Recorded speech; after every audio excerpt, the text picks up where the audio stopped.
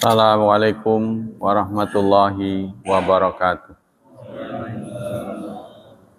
Innal hamdalillah nahmaduhu wa nasta'inuhu wa nastaghfiruh wa na'udzu billahi min syururi anfusina wa min sayyiati a'malina. May yahdihillahu fala mudhillalah wa may yudlil fala hadiyalah. Asyhadu an la ilaha illallah wa asyhadu anna Muhammadan abduhu wa rasuluh la nabiyya ba'dah. Allahumma salli wa sallim ala nabiyyina Muhammad sallallahu alaihi wasallam wa ala alihi wa sahbihi wa man sara ala nahjihi ila yaumiddin. Amma ba'd. Ayo ikhwah, ensiklopedia akidah pagi ini adalah tentang al-i'tisam bil kitabi was sunnah, berpegang teguh dengan Alkitab dan sunnah. Definisi berpegang teguh dengan Quran dan sunnah adalah at-tamassuk bihima wal ihtida bihadihima. Artinya kita menggunakan kedua warisan ini, kitab dan sunnah, dengan mengambil petunjuknya. Ya, jadi berpegang teguh itu apa? Dipegangin. Quran dan hadis dipegangin itu kan dengan kuat. Dalam sebuah hadis sebutkan gigit dengan gerahammu. Nah, apa digigit? Nah, meskipun kita berpegang pada Quran dan sunnah, tapi kalau nggak ngerti isinya ya percuma kan. Berarti bukan untuk dibawa-bawa kemana-mana kan, begitu tujuannya. Seperti penafsiran beberapa orang kan, saking memuliakan Quran, jadi taruhnya di atas, nggak pernah dibaca-baca. Karena Quran itu suci, jadi nggak kotor-kotor. Apa begitu? Ya, maksud di sini ada ihtida, gitu, mengambil petunjuknya. Nah, petunjuk hanya bisa kita ambil kalau kita ngerti. Kalau kita nggak ngerti, ya susah, karena bahasanya berbeda. Dan bahasa Quran dan Sunnah ini berbeda dengan bahasa percakapan. Jadi artinya, kalaupun kita dididik bisa bercakap-cakap bahasa Arab, belum tentu bisa mengerti isi Quran dan Sunnah, belum tentu. Ya, karena bahasa Al-Quran ini bahasa yang unik. Min akhbarin i'tiqadan bima fiha min akhbar. Baik bersifat i'tiqad, akidahnya, wa amalan dan amalnya. Ya, jadi keyakinan, tindakan, bima fihima, apa yang ada pada keduanya tentang hukum-hukum. Jadi semua hukum yang Allah tunjukkan, Allah jelaskan dalam Quran dan Sunnah, ya kita jalani. Ma'arraddi ilaihima indal ikhtilaf, serta rad kembali kepada Quran dan Sunnah kalau terjadi ikhtilaf. Kita hidup di dunia ini nggak sendiri itu, ya. Boleh jadi dengan orang lain berbeda pendapat. Nah, kalau kita Muslim, maka kita harus kembali kepada pengikatnya. Pengikat itu adalah Quran dan Sunnah. Wa adamu taqdimil uqul fasidat. Jangan ya mendahulukan logika. Wal ara'id dhalati alaihima, serta pendapat-pendapat yang sesat. Asy-Syaukani, penulis Irsyadul Fuhul, penulis apa itu? Saya lupa. Bukan 10 salam, satu lagi apa ya? Kitab hadis ya. Beliau juga penulis Fathul Qadir, mengatakan al-i'tisamu billah atamassuk bidinihi. Yang disebut i'tisam, berpegang teguh pada Allah, itu at-tamassuk bidinihi, berpegang pada agamanya, ajarannya. wa ta'atihi dan ketaatan, wal wuthuq bi wa'dihi dan yakin terhadap janji-janjinya. Wa raddu ila Allah Ta'ala wa raddu ila kitabih. Jadi kalau ada kata-kata farudduhu ila Allah, kembali kepada Allah, berarti kembali kepada kitabnya. Sementara waraddu ila Rasul huwa raddu ilaihi nafsi fi hayati. Kembali kepada Rasul berarti konfirmasi. Ya, kalau Rasul masih hidup, saat beliau masih hidup, konfirmasi. Ya Rasulullah, apa yang saya lakukan ini benar atau tidak? Nah, seperti sahabat-sahabat kan, kalau mereka ragu, apa binatang satu binatang ini halal apa enggak, maka mereka sembelih di depan Rasul. Kalau beliau diam, tidak melarang, berarti boleh. Waraddu ila sunnati ba'da wafati. Nah, kalau sudah wafat, maka kembali kepada sunnah dengan meneliti hadis-hadis. Nah, itu tadi, kemampuan kita mengakses juga rendah. Karena yang paling utama, kemampuan mengakses itu kemampuan berbahasa Arab, terutama literatur. Jadi bahasa Arab itu ada dua, ada yang aktif, ada yang pasif. Yang aktif itu untuk bicara. Ya, orang yang bisa bicara belum tentu bisa baca kitab. Orang yang bisa baca kitab belum tentu bisa menggali isinya. Nah, ini yang persoalan yang cukup rumit ya. Wa hadza tafsir mujma' alaihi min ahli ilmi. Ini penafsiran seperti ini, kesepakatan seperti ini ya, itu merupakan konsensus para ahli ilmu. Jadi ulama sudah konsensus kembali kepada kitab Allah, kembali kepada Allah itu kepada kitabnya. Kembali kepada Rasul berarti kembali kepada sunnahnya, karena Rasulullah sudah wafat. Al-alaqa baina ini enggak terlalu penting. Hukum, status hukum. Laqad ittafaqa ahlu sunnah wal jamaah ala wujubil ittisam bil kitab wa sunnah wa raddu ilaihima inda naza. Ahlu sunnah sepakat kita wajib berpegang teguh pada kitab dan sunnah dan kembali rujuk. Ya, artinya kalau udah terlalu jauh kembali lagi. Apabila terjadi perselisihan. Kalau terjadi selisih, maka kita harus duduk bareng, mana yang sesuai, nah, itu yang dituruti. Wa annahu la yusawwagu li ahadin ayyat tabi'a ma warada ala aqli wa qalbihi min ghairi i'tibarin bil kitabi was sunnah wa khususan fi abwabil i'tiqad. Tidak boleh seseorang mengikuti apa yang sesuai dengan logikanya. Ya, terutama dalam masalah akidah, karena dalam masalah akidah akal manusia itu nggak mampu dalam soal akidah. Seperti Allah sifatnya seperti apa, itu kan? Wong yang sudah pinter aja kadang tergelincir. Nah, dalam soal akidah ini kita harus hati-hati. Kalau tidak ada keterangan, lebih baik tawakuf. Ya, lebih baik berhenti, artinya diam. Qala Syaukani i'lam annahu idza baqal khilaf bainal muslimin fi anna hadza syai' bid'atun aw ghairu bid'ah aw makrun aw ghairu makruh aw muharram aw ghairu muharram aw ghairu dzalik faqad tafaqatul muslimun salafum wa khalafum min asri sahabat ila asrina hadza wal qarnu tsaltsa asyar unzul bi'sa Muhammadiyah anal wajib indal ikhtilaf fi ayyi amri min umuriddin bainal a'immatil mujtahidin huwa raddu ila kitabillah wa subhanahu wa sunnatu rasulih an-natiq bidzalikal kitabil aziz.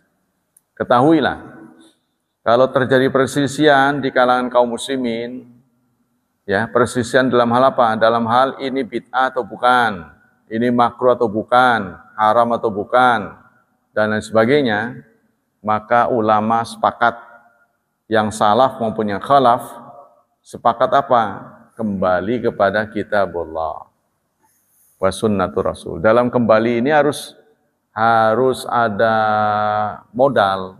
Modalnya apa? Pertama, sama-sama sepakat, ya, boleh jadi pendapat mereka salah satunya ada yang salah, ya. maka harus kembali kepada kitab Allah. Boleh jadi kedua pendapat itu benar, sama-sama benar, maka boleh begini, boleh begitu. Boleh jadi kedua-duanya salah. Jadi ulang, boleh jadi semuanya benar. Ya, boleh jadi salah satunya salah. Boleh jadi kedua-duanya salah. Nah, setelah mereka duduk, urun rembuk, oh ternyata kita bukan begini. Nah, ada pendapat baru. Ini harus ada kesepakatan dulu. Ya. Jangan nanti sudah debat panjang, tetap pada pendapatnya. Nah, contohnya seperti sholat sunnah Ramadan, tarawih. Ya, penelitian para ahli, rakaatnya tidak ditentukan sebenarnya. Rakaatnya. Cuma catatan dari Aisyah, Rasulullah nggak pernah lebih dari 11. Sehingga para ulama mengatakan silahkan dijalankan berapa aja, silahkan. Ya, itu sebagai bagian dari ketaatan. Tapi kalau menurut teladan Rasulullah, jadi rekaman dari Aisyah, ya, pengalaman Aisyah meneliti tindak tanduk Rasul, beliau tidak lebih dari 11. Tapi persoalannya kan Rasulullah nggak hidup sama Aisyah doang, kadang-kadang di luar. Ya, contohnya sholat tarawih rawatib. Kata yang satu mengatakan saya menghafal dari Rasulullah 10. Tapi yang lain mengatakan 12. Ini kan beda Ya boleh jadi di luar dia 12, di rumah 10 atau sebaliknya. Ya, seperti Rasulullah salat sunnah ba'da Jumat. Kalau di masjid beliau 4 rakaat, sunnahnya 2-2. Kalau di rumah cuma 2. Ya, Aisyah kan ngelihatnya di rumah cuma 2. Kalau dia kekeh kan sama-sama benar padahal. Ya, inilah. Jadi ada yang boleh jadi dua-duanya benar, boleh jadi salah satunya salah, boleh jadi dua-duanya salah. Tapi kalau memutuskan perselisihan nggak duduk, nggak sama-sama duduk, nggak bicara bersama, ya nggak akan selesai. Nah, kita kembali. Wa amma, nah ini berdasarkan perintah Allah sendiri dalam surat 5 ayat 59. Fa in tanaza'tum, jika kamu berselisih, fi syai'in, dalam hal apa saja. Syai'in ini dibentuk nakirah, pakai tanwin, nggak pakai al. Ini menandakan umum. Pada apa saja, farudduhu, kembalikanlah olehmu kepada Allah dan Rasul. Ya, dalam suasana keakraban umat Islam ini harus bicara, itu kan, mendudukkan persoalan dengan niat mencari kebenaran, bukan pembenaran, tapi mencari kebenaran. Jadi kalau yang memang pendapatnya salah, ya udah harus terima. Oh, selama ini saya salah. Namanya orang kan, dengan semangat mencari kebenaran, insya Allah kita mudah bersatu. Wa ma'na raddu ila Allah subhanahu ar-raddu ila kitabih wa ma'na raddu ila rasulihi ar-raddu ila sunnati ba'da wafati wa hadza mimma la khilaf baina jamil muslimin. Kembali kepada kita, kembali kepada Allah, itu kembali kepada kitabnya, karena kita nggak bisa nanya, ya Allah benar apa salah, nggak bisa nanya, hanya Rasul yang bisa kan. Begitu juga kembali kepada Rasul, kita nggak bisa nanya, kita datang ke Madinah, ke kuburan beliau, Nabi yang benar yang mana sih, nggak bisa jawab itu, bukan begitu. Ya, karena beliau sudah wafat, kembali kepada hadis-hadis.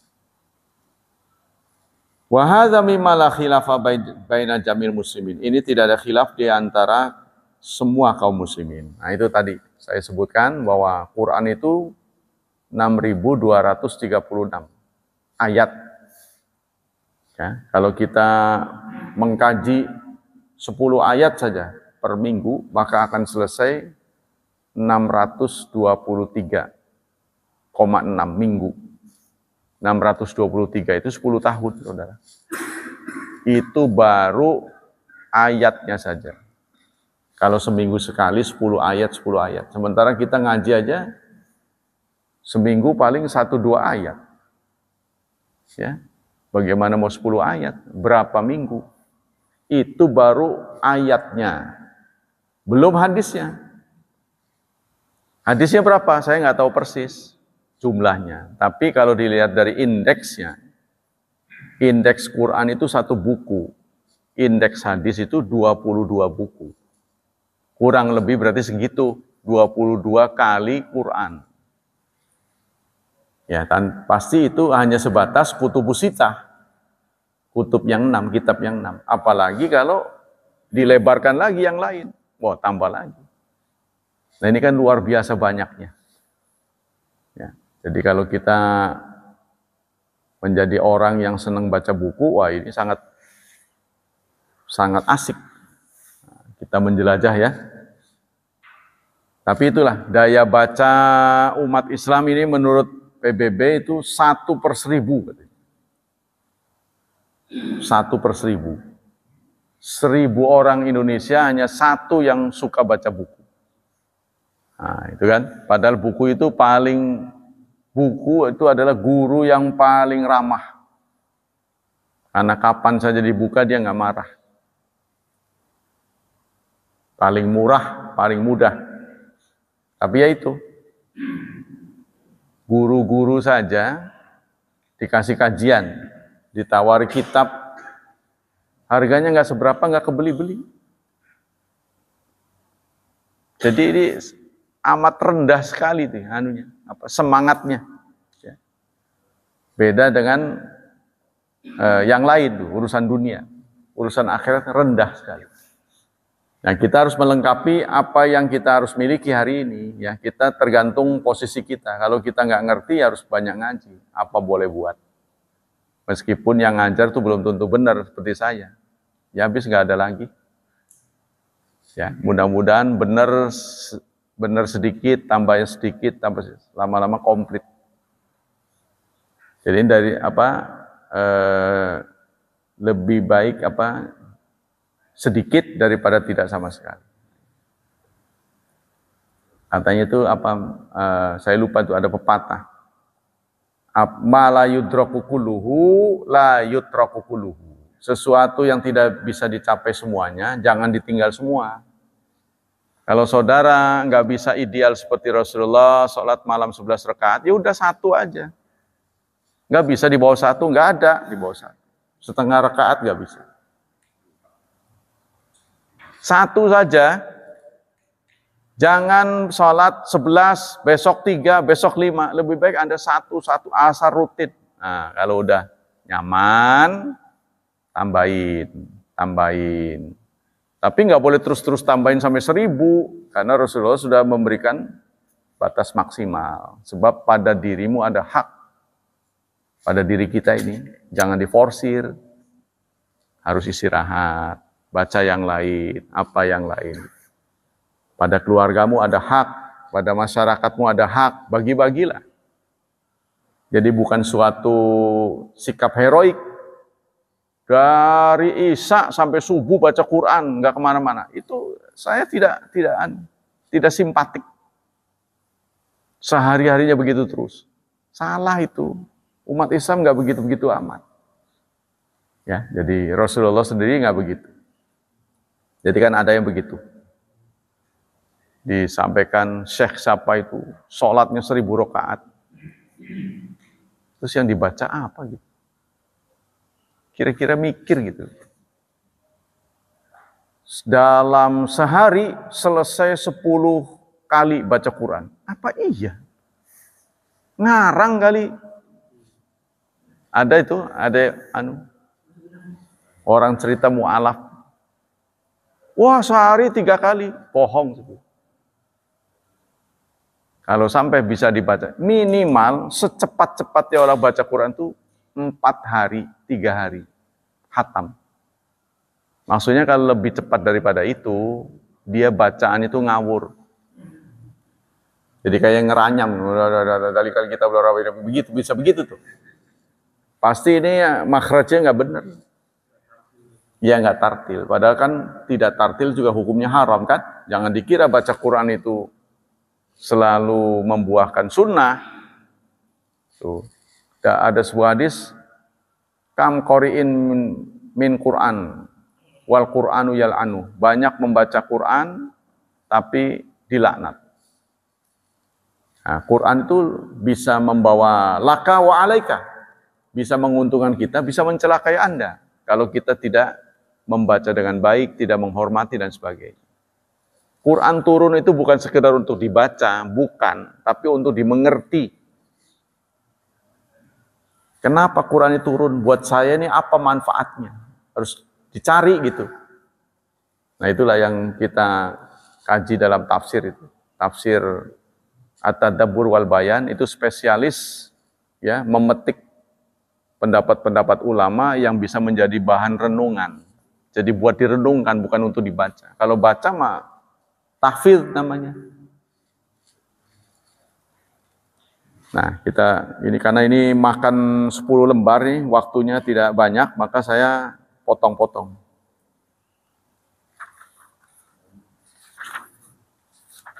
Ini kalau semua dibaca ini nggak selesai berapa kali giliran. Apa kesimpulan dari yang kita dapat dengan berpegang teguh pada Quran? Sekarang as-samarat. Nah, tadi sudah dijelaskan bahwa berpegang teguh pada Quran itu bukan digandulin begini, pegang erat-erat, bukan.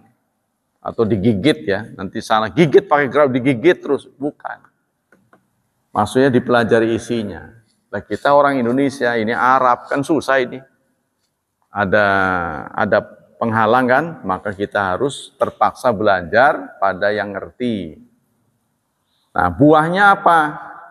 Manfaatnya apa kalau kita berpegang teguh pada Quran dan Sunnah? Satu, tahqiqul imanut tam billahi wal yaumil akhir. Kita mendapat kepastian hukum. Kan namanya manusia ini hewan yang menginginkan kepastian. Ya kan? Pasti. Kalau kita dihadapkan pada yang tidak pasti kan mana mau. Ya, contohnya Pak Hilman mana mau kerja kalau perusahaannya ngomong, jadi nanti saya akhir bulan dibayar. Ya belum pasti. Aduh, lah. Jadi gimana? Kita kan semua mendapat kepastian kan? Kepastian ini saudara, wacananya mudah diucapkan, tapi dijalankannya susah. Sepanjang yang saya alami, kadang-kadang kita menganggap sepele, tapi ternyata nanti berhadapan dengan orang yang sesat, ke bawah kita itu. Iya benar. Anehnya begitu, padahal udah tahu, katanya udah pasti. Tapi ternyata kita nggak begitu, kadang bisa goyah. Yang kedua, al-ihda'u tam ilal haqqi tam. Kita mendapatkan petunjuk yang begitu banyak, yang sempurna. Nah, karena Islam ini agamanya sempurna, ujiannya juga sempurna. Orang Islam ini disebut repot juga enggak, disebut enggak repot juga enggak. Jika kita bandingkan dengan pemeluk agama lain. Ya. Lihat pemeluk agama lain tuh, kita disebut repot sekali juga enggak repot juga enggak. Kegiatan kita yang paling merepotkan ini ya sholat 5 waktu. Tapi dengan sholat 5 waktu kita mengenal siapa tetangga kita, siapa teman kita. Coba saudara bayangkan kalau nggak ada sholat. Mungkin saya nggak ketemu Pak Mul. Ya, entah seminggu sekali, entah 10 tahun. 10 hari sekali. Mungkin waktu hajatan, waktu ada musibah, gitu doang ketemu. Makanya orang di luar sana itu gembira kalau ada gitu-gituan tuh. Karena ngajinya kurang, nggak ketemu-ketemu. Ya, jadi pesta lah. Jadi ada begitu, itu pesta dia. Nah, kita lanjutkan. Allah menyatakan dalam surat An-Nur, ya, surat 24 ayat 54. Surat 24 ayat 54. Qul ati Allaha wa ati Rasul. Katakan, taatlah kalian pada Allah dan taatlah kepada Rasul. Fa in tawallau, maka jika kalian berpaling, fa innama alaihi ma hummila. Maka sesungguhnya atas orang yang berpaling itu ma hummila, apa yang ditanggungnya. Artinya tanggung jawabnya dia. Wa alaikum ma hummiltum, dan atas kalian apa yang ditanggung kalian. Jadi maksudnya masing-masing punya tanggung jawab. Kalau kalian tidak mau, Allah dan Rasulnya, ya Allah dan Rasulnya berlepas diri. Wa ma 'ala rasuli, tidak ada atas Rasul melainkan balaghul mubin, penyampai yang nyata, hanya menyampaikan saja. Ya. Jadi kalau kita nggak mau, itu hak Anda. Karena itulah bedanya manusia dengan yang lain. Ya, kalau selain manusia nggak diberi hak untuk memilih. Seperti ayam, ya, udah wayahnya nelor ya nelor, dia nggak bisa nahan. Kalau manusia kan bisa menahan kelahiran, ya kan? Dengan adanya KB kan, dia bisa nahan, dia bisa ngatur. Tuh. Dia bisa mempelajari apa-apa yang menyebabkan tanda-tanda penuaan, nah, makanan-makanannya, ya, suasana hatinya diatur, jangan terlalu sedih terus, tetap gembira, tetap ceria, sebab perangat-perengut itu tidak akan menyelesaikan masalah, malah menambah masalah, kan gitu kan? Kemudian dalam surat tadi ya, surat 24 ayat 54. Wa in tuti'u tahtadu. Jika kalian mentaati Allah, nah, mentaatinya tahtadu, maka kalian akan mendapat petunjuk. Nah, itu. Surat 24 ayat 54. Qala Ibnul Qayyim walau lam yakun fi kitab wa sunnati bayanu hukmin mata nazau fi walam yakun kafian lam yamur birati iz minal mumtani ay ya'mura ta'ala birati inda naza ila ma la yujadu inda fadlun naza. Kata Ibnul Qayyim, tidak mungkin dalam kitab itu sampai tidak ada penyelesaian. Tidak mungkin kalau nggak ada solusinya gitu. Sebab buat apa Allah menyuruh kita kalau berselisih kembali kepada Allah dan Rasul, kalau ternyata di sana nggak ada. Ya, jadi cukup untuk menyelesaikan masalah-masalah kita. Tapi jangan sekecil-kecilnya ya. Memang ada yang nggak dibahas, membutuhkan kesepakatan. Contohnya ada lampu merah pengatur lalu lintas. Ada nggak dalam ayat dan hadis? Ya nggak ada, itu mah kesepakatan. Jalan itu sebaiknya di trotoar kanan apa kiri? Kita memilih kiri, Arab memilih kanan. Kalau kita nggak terbiasa kita ke kiri, nanti ditabrak. Kita dari sini kan ke kiri, kalau jalan kaki, nah giliran kita di Arab, kita ke kiri, nanti ditabrak sama dia. Nah itu yang ketiga, nailul khairiyah al-mutlaqah. Nah, kita mendapatkan kebaikan. Jadi semua perintah Allah dan perintah Rasul, saudara perlu juga inventarisasi. Kenapa sih saudara benci pada ajaran Islam? Lebah mananya? Bagian mananya yang dibenci? Coba pikir-pikir. Mungkin sholat subuh terlalu tatak mungkin ya. Masih ngantuk. Kan mungkin begitu. Tapi kan sekarang sudah banyak waktu. Kalau perempuan tuh poligami itu yang paling dia benci. Semua dia bisa tapi kalau udah bicara poligami, semuanya diem, nggak ada ketawanya. Di mana aja sih? Kan ada ayat yang nggak bisa dihindari, Pak. Kadang-kadang cerita gilir segala. Saya lihat diem, nggak ada yang senyum. Itu. Padahal nanti kalau di akhirat dia nyesel.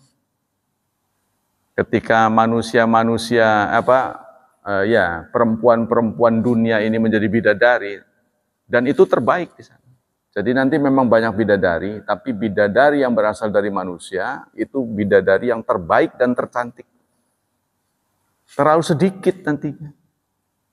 Setiap orang yang masuk surga itu minimal 2 di sananya, minimal 2. Apakah 2 ini satu dunia, satu akhirat, atau akhirat saja, yang dulu nggak pernah punya pasangan kan berarti duanya dua murni akhirat. Tapi dibanding dengan bidadari akhirat, bidadari yang berasal dulunya manusia itu lebih cantik. Nah, kan nyesel kan? Ya perempuan sendiri yang nyesel. Jadi hukum ini semuanya pasti klop. Kecuali Allah takdirkan pada poligami. Karena setiap perempuan tuh nggak suka. Ya, saudara boleh sakiti dia, tapi kalau udah urusan begitu, perang dia. Jadi kalau dia omel-omel, terima dia, nanti baik lagi. Tapi kalau udah digituin, udah perang aja pokoknya. Ya. Jadi harus hati-hati, jangan bilang sanggup, nanti udah maka saya katakan rumusnya, kalau 1 ditambah 1 dikurang 1, buat apa tambah 1, begitu tuh. 1 ditambah 1 kurang 1 sama dengan ya 1 juga. Impas. Sebab dari sisi psikologi, secara kejiwaan, hati perempuan itu seperti kaca mobil gitu. Jadi kalau sudah ketumbuk, pecah dia berantakan, nggak bisa disatukan lagi. Kesalahan biasa bisa dia maafkan, bisa dia delete, betul-betul hilang dari hatinya. Tapi kalau itu dianggap kesalahan sama dia, nggak bisa lupa-lupa nih. Selalu diungkit. Makanya saudara kalau ada keinginan, ya seperti saya juga. Hati-hati gitu. Nah, ini kan saya menasihati bukan saudaranya, saya. Kalau ada keinginan, hati-hati, pertimbangkan risikonya. Ya, risikonya terlalu besar. Ya kalau kuat ya nggak apa-apa, nggak masalah. Sebab hampir semua saya mau begitu yang ngelihat hasilnya gitu. Rata-rata berantakan. Itu yang saya dapati, ya itu saudara boleh setuju boleh tidak. Rata-rata berantakan. Yang tua pasti jadi kurus, sakit-sakitan. Nggak, kalau sukses kan strong gitu. Alhamdulillah berjabatan kemana-mana. Yang satu bawa minum, yang satu bawa makanan, kan begitu tuh. Ya, kalau suasananya sukses gitu kan, undangan bisa bareng, datangnya bertiga atau berempat gitu kan. Kan kelihatannya tuh begitu nyaman gitu tuh. Tapi ini satu. Itu tandanya nggak sukses. Sukses tidaknya itu kalau undangan bisa diajak bersama katanya. Seperti Rasulullah begitu. Kalau mau bepergian berebut kan mereka undian. Jadi Rasulullah tuh rumah satu yang dengan yang kedua itu berdekatan. Memang beda atap, tapi berdekatan. Sehingga satu hari itu bisa dikelilingi pol. Jadi Rasulullah itu punya apa itu? Power horse. Ya, ekstra dari manusia biasa. Saudara percaya? Contohnya begini, yang lebih rendah dari Rasulullah, Umar bin Khattab. Umar bin Khattab itu kalau saudara pernah lihat film itu Samson and Delilah, mungkin dulu seneng nonton ya, itu kan perkasa. Nah itu ditampilkan oleh Umar bin Khattab, sehingga musuh-musuh itu kalau perang lawannya kaum muslimin, di situ Umar bin Khattab ikut, dia males, udah nggak jadi aja. Percuma. Nah karena selalu tidak terjadi perang, tidak terjadi, mereka mundur. Jadi Umar tahu, wah ini gara-gara saya. Jadi dia pakai baju biasa. Maksudnya nggak nengerin lah gitulah. Ciri-ciri dia itu dia buang gitu. Tapi musuh itu tetap tahu. Taunya apa? Satu saat pintu gerbang besi diangkat begini. Wah udah nggak salah lagi itu Umar, kabur. Tuh, saya nggak bisa bayangkan. Pintu besi diangkat tangan satu. Gerbang dulu kan rata-rata gede, wong kunci gudang aja segini panjang. Kunci zaman dulu, gudang-gudang, kunci stasiun tuh terama. Ya, wow panjang-panjang, sekarang aja pendek-pendek. Nah itu, ya, kekuatannya seperti itu. Maka Rasulullah lebih dari itu. Bisa dibayangkan, sehingga kalau kita lihat pedangnya itu matanya begini, dua. Ya, jadi kepala sekali tebas tuh melayang. Saudara nggak percaya, latih diri sendiri, ya. Dilempar ayam gitu, sekali tebas, mungkin nggak potong sama kita. Nggak tahu apa pisaunya kurang tajam, tapi yang jelas kan kita ngangkatnya harus tenaganya kuat. Kalau pelan ya blek jatuh. Paling nempel doang gitu. Kayak kena silet doang paling. Ini sampai bisa kepotong. Jadi kuat sekali itu pegangannya. Iya, kuat dan cepat. Itu yang kedua, yang ketiga. Yang keempat, al-fauzu bi rahmatillah. Kita mendapat keberuntungan karena mendapat rahmat Allah, kasih sayang Allah. Yang kelima, al-fauzul azim bi thawabillah wa jannatihi. Yang kelima, kita mendapat keberuntungan karena mendapat pahala dan surga Allah. Nah, ini kalau sudah bicara surga, ya sudah. Ya. Karena kita akan semuanya akan berakhir di sana. Nah, kalau sudah berakhir, maka kekal. Kan kita tahulah, semakin berumur, tanda-tanda message dari Allah sudah banyak dikirim ke kita kan. Message Allah. Pesan-pesan Allah udah nyampe ke kita. Nggak tahu udah berapa tuh. Rambut sudah berwarna tuh. Ya, jalan udah sempoyongan, itu semua tanda-tanda sudah. Sering ngeluh. Sudah ada gangguan kesehatan, makan ini lebih, ngeluh, ini ngeluh. Itu semua tanda-tanda. Itu kasih sayang Allah, bukan sebab kalau nggak digituin, kita nggak ingat. Ya, wa fi anfusikum afala tubsirun, dalam surat Qaf Allah menyatakan, pada dirimu, apa kamu nggak lihat, kamu nggak ngeh, sudah Allah kirim pesan-pesan itu, ya, bahwa waktunya sudah semakin dekat, semakin dekat, semakin dekat. Innal insan, apa itu? Ya ayyuhal insan innaka kadih. Sesungguhnya engkau tuh mobile. Manusia ini mobile, mendekati ajal. Jadi yang mendekati itu kita, terus gitu. Terus gitu. Kita nggak sadar, cuma jaraknya berapa kita nggak tahu. Tapi selalu Allah dengan kasih sayang tuh mengirim pesan-pesan pada kita. Matanya kurang. Kan?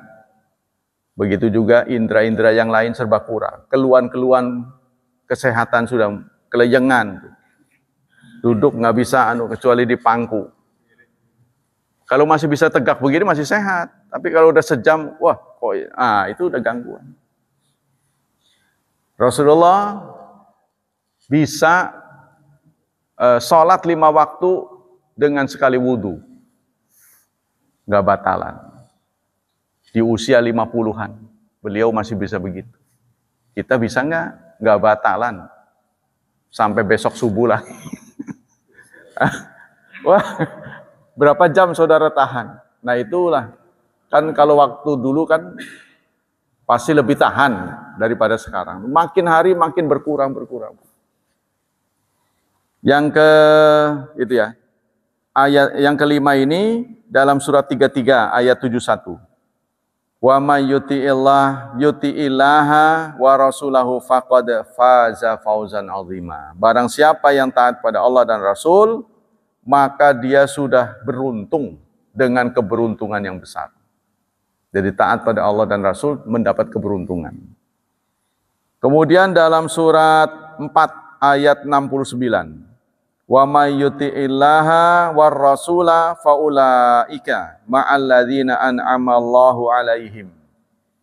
Barang siapa yang taat pada Allah dan Rasul, maka mereka itu akan bersama orang-orang yang Allah beri nikmat. Minan nabiyyin, nabi-nabi.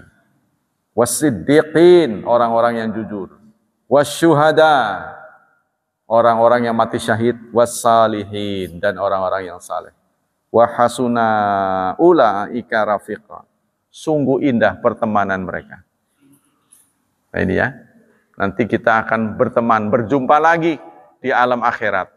Ya, mudah-mudahan ya. Bisa begini lagi. Nah, yang keenam, assalamu minal ikhtilaf wan naza' wasyiqaq wa tahqiqil jamaah wal ulfah. Yang keenam, selamat dari ikhtilaf. selamat dari perselisihan. Jadi perselisihan itu tidak nyaman sebenarnya. Ya, kita berselisih itu tidak nyaman. Serta pecah belah. Ya. Jadi terpecah. Kita tidak seragam itu wajar, tapi jangan sampai pecah. Contohnya di rumah, istri dengan kita berbeda pendapat itu wajar, karena dia punya otak, dia punya akal, dia punya latar belakang berbeda. Kalau semuanya sama justru nggak seru, tidak ada perbaikan nantinya. Pendapat dia sama dengan pendapat kita, ya berarti nggak perlu banyak orang.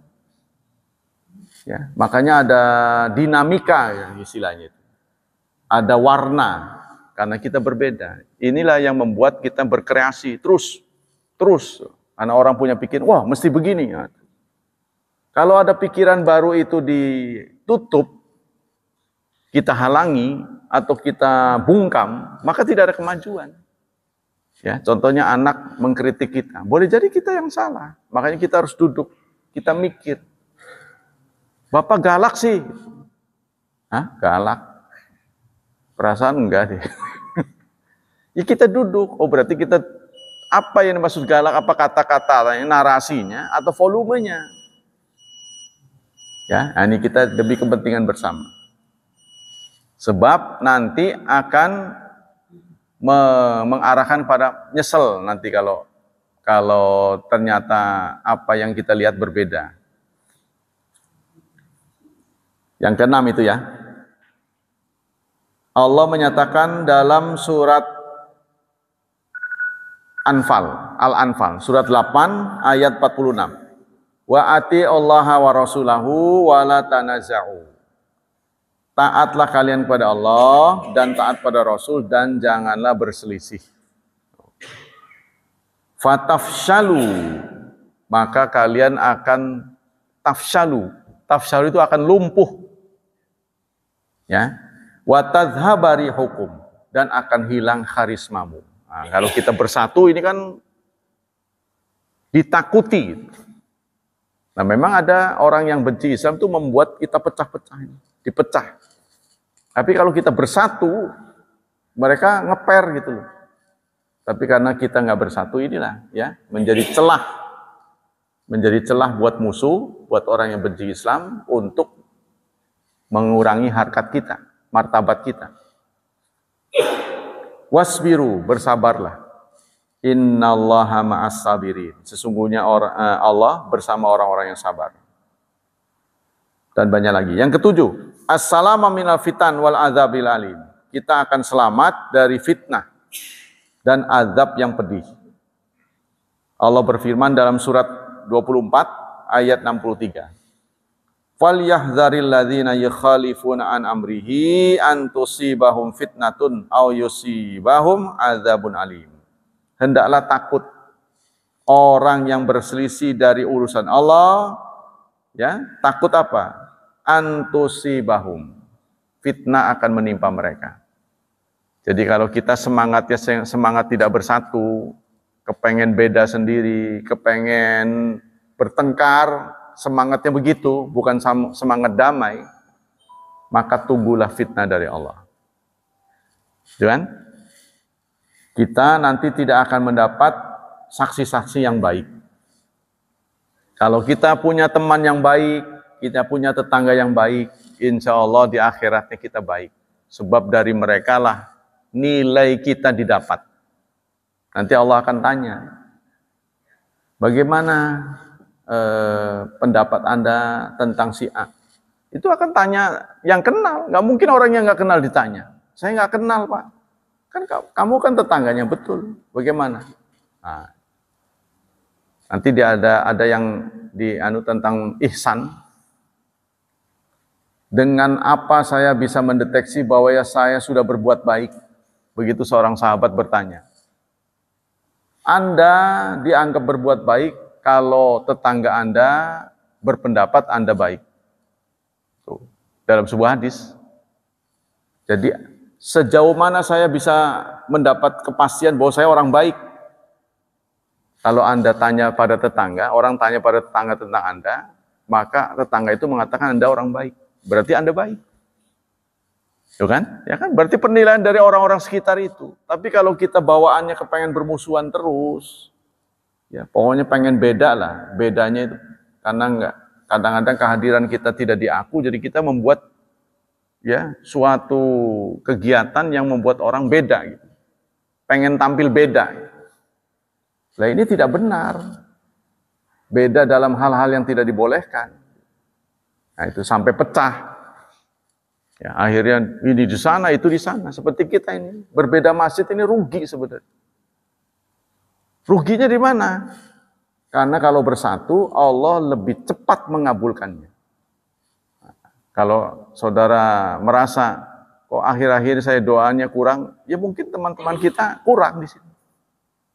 Jadi jemaah yang dengan anggota lebih banyak, dengan yang sedikit, Allah lebih cenderung mengabulkan yang banyak. Sehingga jangan pernah bermasalah. Yang kedelapan, anna ruju' fi ma tanaza fil a'immatul a'lam ilal kitab was sunnah wa ja'alahuma mizan as-sali sahih aqwal wa saqimiha wa nabdi ta'assub lima siwahuma ya haqiqa amrain. Dengan kita kembali kepada Allah dan Rasul, tentu saja kita belajar dari senior-senior, ya. Senior-senior kita yaitu imam-imam yang sudah punya ilmu luar biasa, maka itu akan terrealisasi dua hal. Pertama, ma'rifatul haq fil masail mukhtalaf fihi. Kita mendapat kepastian mana yang benar dari dua masalah yang diperdebatkan. Dua masalah yang diperdebatkan. Kita tahu yang benar karena kita belajar kan. Oh, ini urean-urean begini. Contohnya ada ustadz yang menyatakan wanita yang sudah wajib haji kalau tidak ada mahramnya tidak boleh berangkat. Contohnya gitu. Nah, ini apa sesuai atau tidak? Gitu kan? Nah, Muhammadiyah mengeluarkan tarjih.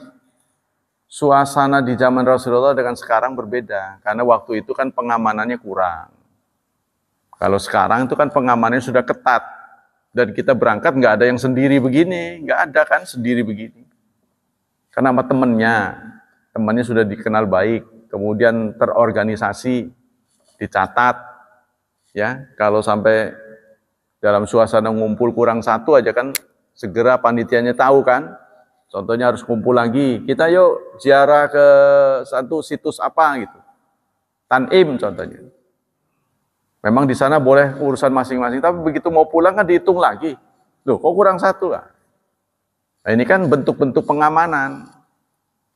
Ya, nggak seperti dulu masih terurai. Nah, jadi perlu ditinjau lagi kondisinya, gitu, disesuaikan. Jadi jangan kita mengatakan nggak boleh. Jadi kalau kebetulan seorang wanita ini janda, ya kan? Nah, dia kan nggak bisa berangkat. Nah, kalau menurut anu kan, kemudian dijadwal berangkat, lah pugu udah berangkat aja susah.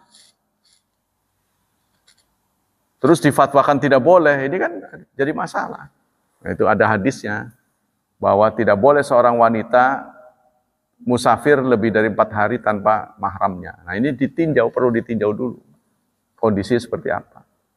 Termasuk Syekh Utsaimin berpendapat, perempuan tidak dibolehkan naik pesawat sendiri, tanpa suaminya. Nah, kalau sama suaminya, lah, harganya berapa?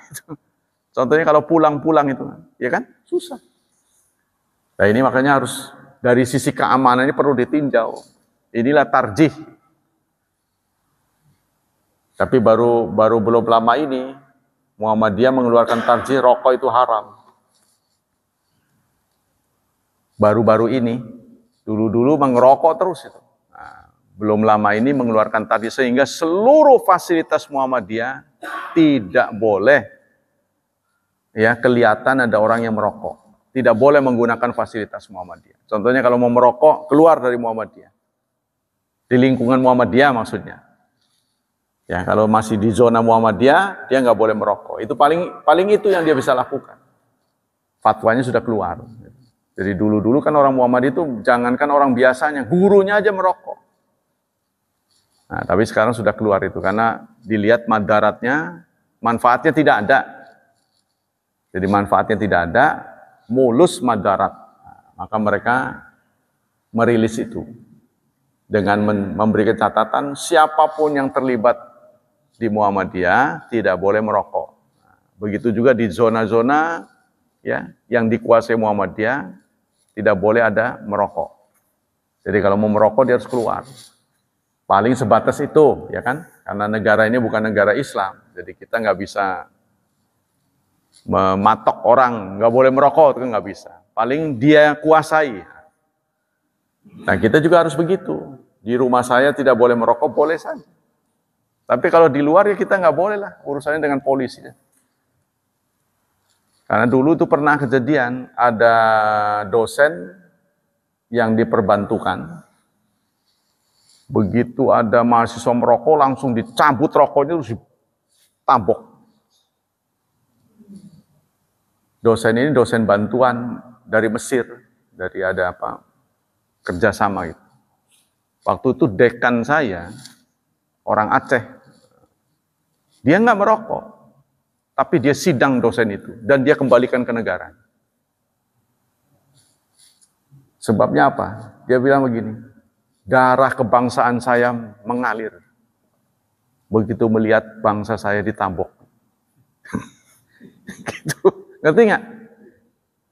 Jadi melihat karena bangsa dia ini orang luar, nggak ada babi bu, nggak ada peringatan, langsung dicabut, tabok. Dia dosen, sang dekan ini orang Aceh, dia nggak merokok. Saya tidak merokok, tapi saya melihat bangsa saya dianiaya, darah kebangsaan saya mengalir. Nah inilah, makanya nonsen orang mengatakan orang Islam itu tidak berkebangsaan. Tidak mungkin. Jadi di tangan orang Islam ya justru Indonesia ini akan bersatu. Sebab istilah NKRI itu dicetuskan oleh orang Islam. NKRI gitu. Bahwa kita ini jangan terpisah-pisah, menyatu. Kan dulu kita terpisah-pisah tuh ya. Ada kerajaan ini, serikat ini, Indonesia serikat kan, terbagi-bagi. Kita lebih baik menjatuh. Contoh Malaysia itu, kan serikat itu. Kita tidak tiru, kita adalah negara kesatuan. Lebih baik bersatu aja belum bersatu-satu sampai sekarang. Tapi saudara jangan anggap enteng, Indonesia itu mempunyai bahasa yang kultur yang sangat banyak. Bahasanya banyak sekali. Sehingga persatuan di Indonesia ini sesuatu yang patut dibanggakan. Kita masih bersatu ini. Ya, dilihat dari etnisnya saja. Kalau lihat Papua tuh negro. Kan jarang ada yang bisa bersatu. Ya, ada dari Makassar, dari Sumatera, bawaannya beda-beda, itu bisa bersatu, itu luar biasa. Nah, itulah hadirin hafizani wa hafizakumullah. Yang kedua belum. Tahqiqul iqtida as-sahih bi a'immatil Islam.